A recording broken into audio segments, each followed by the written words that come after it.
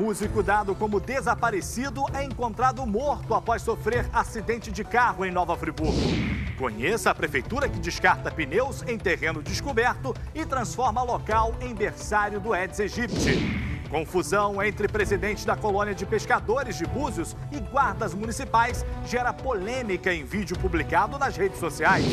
E veja como foi o desfile de luzes que reuniu milhares de pessoas no Natal Imperial de Petrópolis. Segunda-feira, 10 de dezembro. Começa agora o SBT Cidade.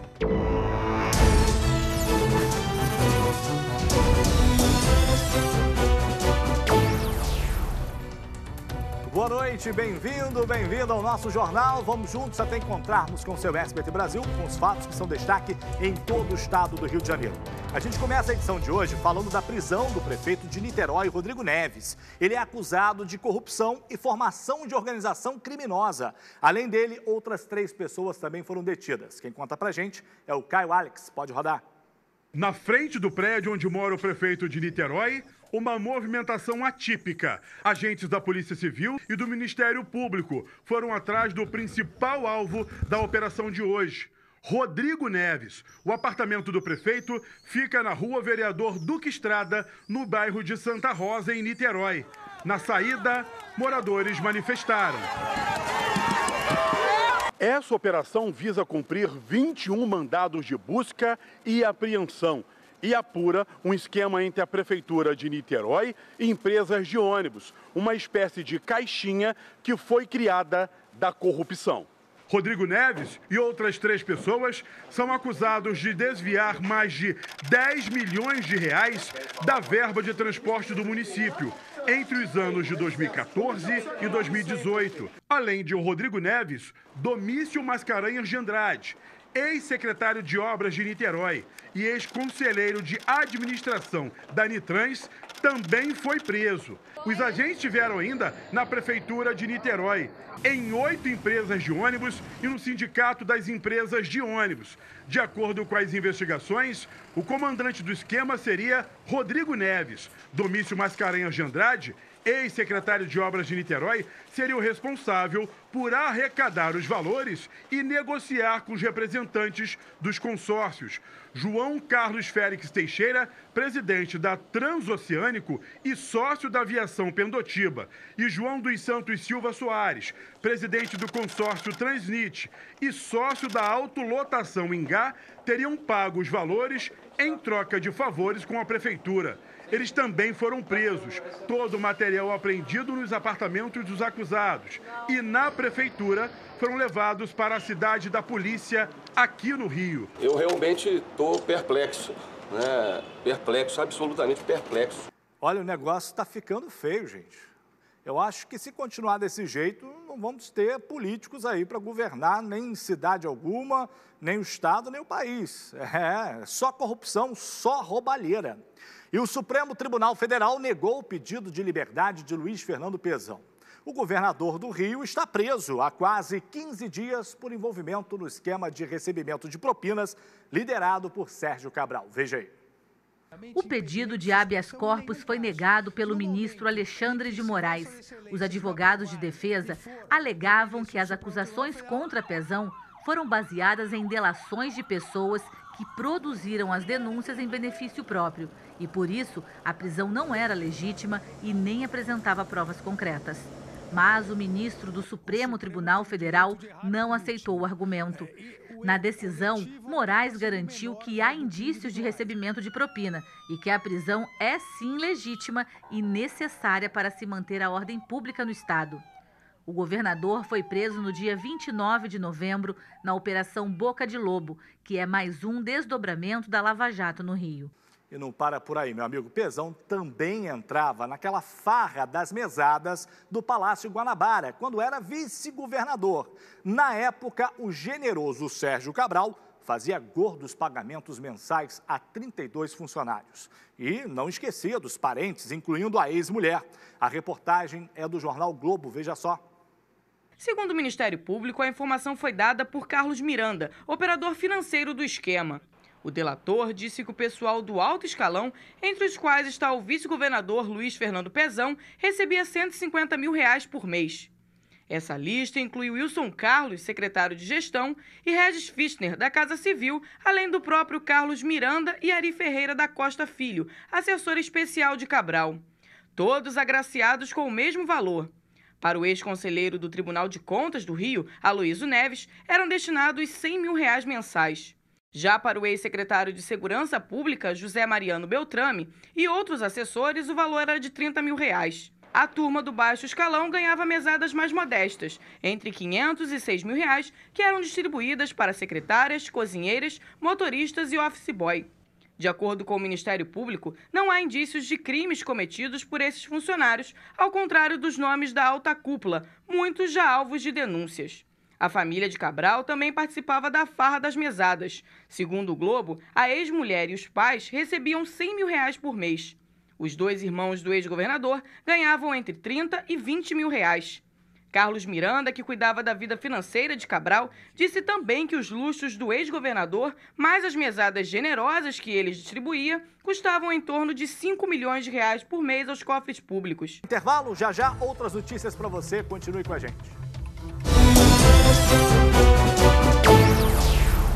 Voltamos do intervalo, gente, falando de uma denúncia em Casimiro de Abreu. A prefeitura da cidade, que deveria dar o exemplo, descarta pneus em um terreno descoberto. Uma irresponsabilidade que pode custar vidas. A reportagem é do Lucas Madureira. Roda.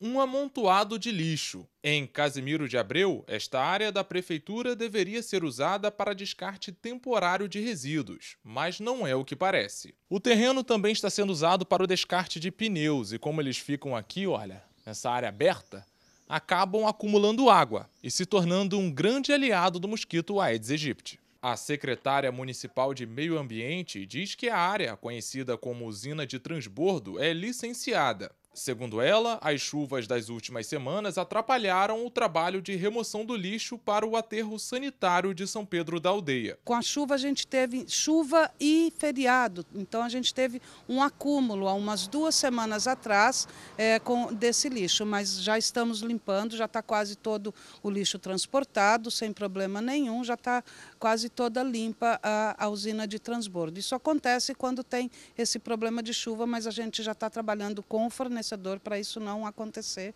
novamente, especialmente agora que a gente entra na época de verão. Sobre o descarte irregular de pneus, a secretária afirmou que o trabalho de remoção vai começar a partir de amanhã. Inclusive, eles vêm retirar isso amanhã, todos esses pneus. E com a reforma já prevista do galpão, os pneus vão ficar mais bem acondicionados e principalmente na área coberta, para que eles não peguem água, nada disso.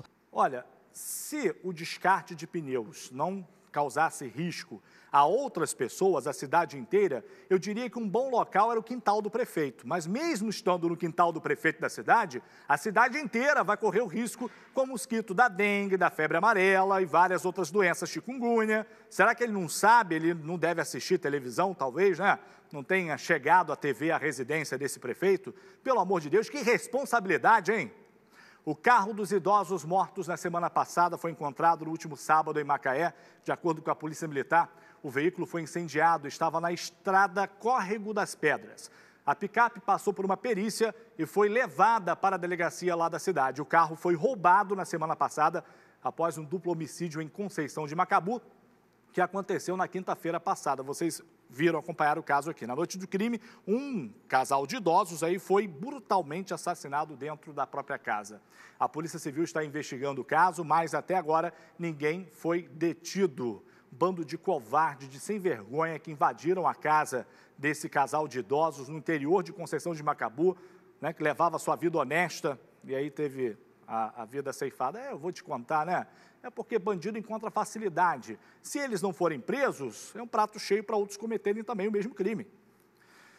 Vamos para a Serra agora falar com a Tassiana Ferrante. É que um músico que foi dado como desaparecido foi encontrado morto após sofrer um acidente de carro em Nova Friburgo. Vamos para essa câmera aqui. Tassi já está com a gente. Opa, apareceu.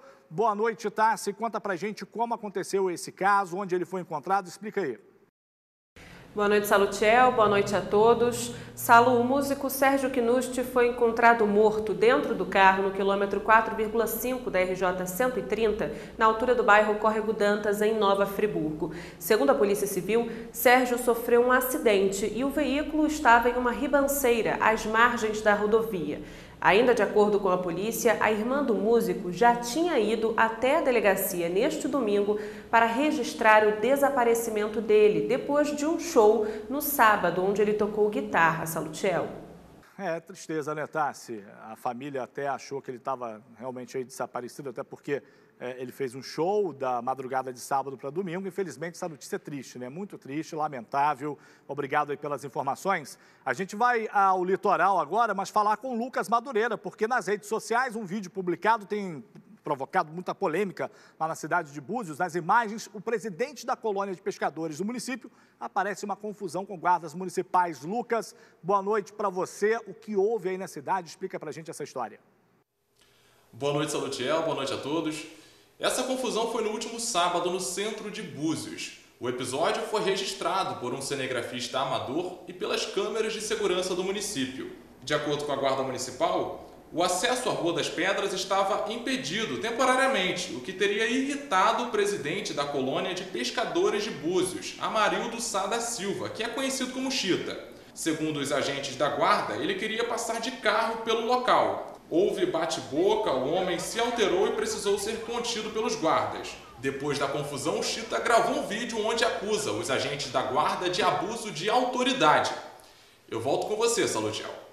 Lucas, é lamentável isso que a gente vê, porque o município ele cria leis que nem sempre na prática funcionam. Por exemplo, se realmente vale o que esse senhor disse, que ele estava tentando transportar ali uma mercadoria dele, mas como ele é um senhor já de idade, ele não conseguiria transportar manualmente, ele teria que entrar com o carro dele na Rua das Pedras, o que é permitido por lei, né? Se realmente vale esse posicionamento dele, porque não há exceções nas leis, né? Se o senhor não aguenta carregar, ele vai fazer o quê?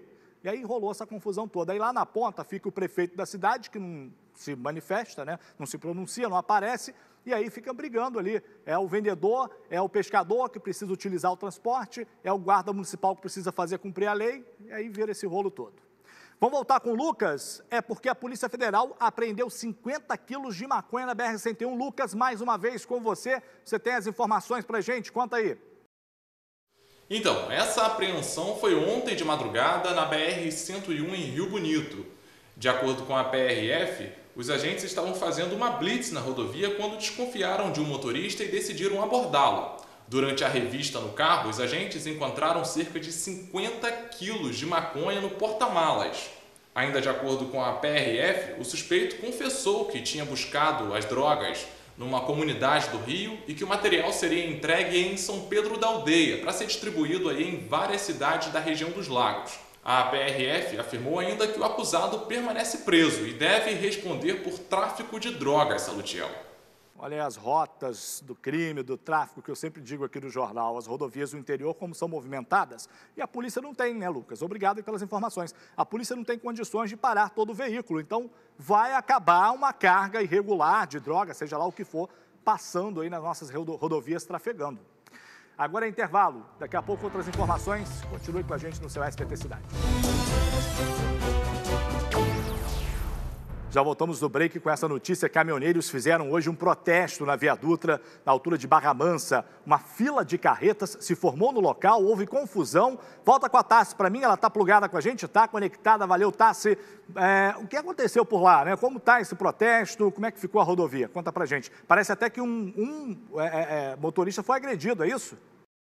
Salo, houve confusão sim, e um caminhoneiro ficou ferido. Ele foi atingido por uma pedra depois de se recusar a aderir ao movimento promovido pela categoria na Via Dutra, sentido São Paulo. Os manifestantes ocuparam o acostamento nos dois sentidos da rodovia, na altura de Barra Mansa. Segundo a Nova Dutra, concessionária que administra a rodovia, o protesto começou ainda de madrugada. Pela manhã, o congestionamento já tinha passado dos 6 quilômetros na região. Os manifestantes impediram a passagem de outros caminhões porque são contra a decisão do ministro do Supremo Tribunal Federal, Luiz Fux, que proibiu na última quinta-feira a Agência Nacional de Transportes Terrestres a aplicar multas pelo descumprimento da tabela do frete às transportadoras e empresas. Salu.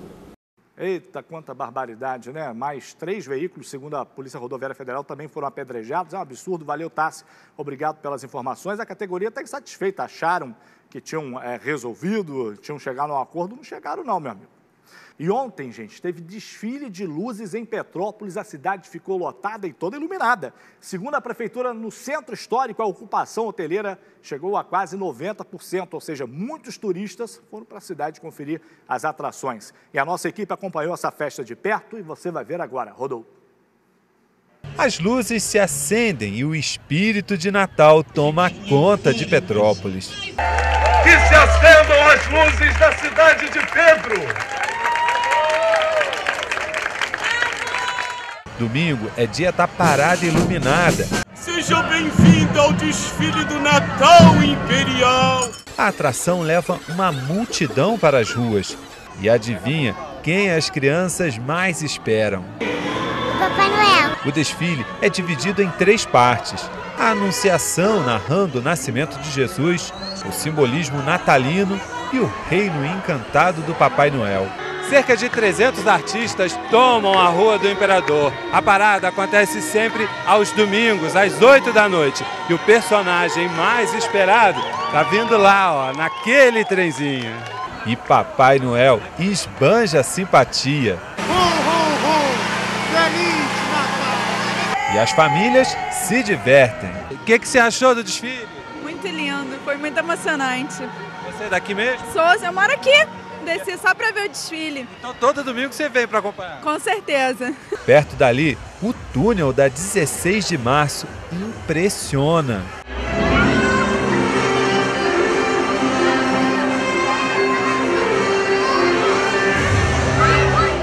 E atrai um batalhão de fotógrafos. Todo mundo quer registrar esse céu de luzes. Ficou bonita? Ficou, deu pra ver, deu pra tirar. Ficou bonita a foto?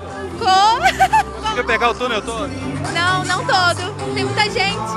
Mas tá bonito, né? Ah, tá bonito.